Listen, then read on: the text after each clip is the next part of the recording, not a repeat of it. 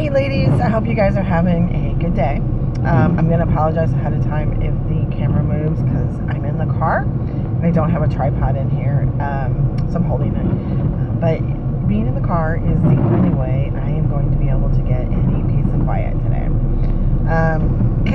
So as you guys know, Daniel is homesick, and he's being a little unusual in the sense that he's extremely clingy today. Normally when he's sick, really doesn't want much to, not to do with me, but just doesn't like to be messed with, and will stay in his room most of the day. Today he's wanting to be out a little bit more, but you can tell he's absolutely miserable. So, but what I wanted to talk to you about today was guilt. I experienced some guilt today for something that was just so stupid. I think guilt is a very effective emotion when it keeps you from doing things that are not kind, that are illegal or mean. But in this case, I was feeling guilty because I didn't walk the dog this morning. Now Daniel can be left home alone, but I chose not to walk her this morning. I got up a little bit later. I got him to the doctor's office. And I just thought, well, I'll walk her after my workout. And then my workout kept getting pushed away. And honestly, my workout sucked today. Daniel made it kind of difficult in a way.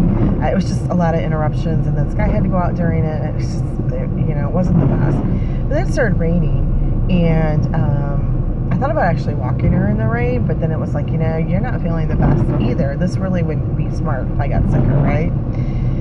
I felt guilty because I didn't take her in the morning, like right when we got back from the doctor's office, and that made me want to eat because I felt guilty, right? So for me, guilt is a trigger. So here's the thing. I chose not to eat. Well, I mean, I had lunch, but it was lunch and it was a healthy lunch. So if you're feeling guilty about stuff, first assess, is it really something you should feel guilty over? I mean, Sky gets walked 6 to 7 days a week, and when I'm not at work, she goes to Nightdale Stations, and it's probably about 1 mile or 2 miles that we walk, because we walk the entire park. So I don't think that it's really a bad thing if I miss a day. And I think that I'm sorry, I'm turning off the windshield wipers. I shouldn't have to feel guilty about that, or I shouldn't, not that I have to, but I shouldn't make myself feel guilty over this. So I kind of assessed that and decided that it is okay to not walk her. I don't do that every day. I know exercise is as good for her as it is for me, so I do it. Plus it's a bonding experience and she loves it. I admit part of it is, I'm getting the sad eyes. Y'all are parents, they can give you the sad eyes, even when they're four-legged. But I'm just like, I cannot feel guilty about this. I've got to just move past it. And so I made a choice not to eat other than my lunch.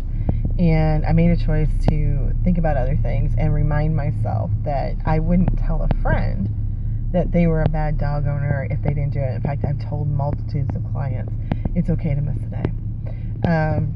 So if you're feeling guilty and it's causing you to overeat or not work out or whatever, I want you to assess why you're feeling guilty and see if maybe it's just causing a trigger for something else, or if the guilt is, or the emotion itself is triggering something else in you. Because really, honestly, you miss a day of working out, you don't eat healthy for a day, it's not going to kill you in the long run. It's one day, right? If it turns into, 10 to 15 days, you need to message me so we can figure out what the hell is going on. But it's okay. It really is. If you've had a rough day, Bridge, I know you had a rough night last night, so I don't know if you worked out or not, because I didn't ask you that.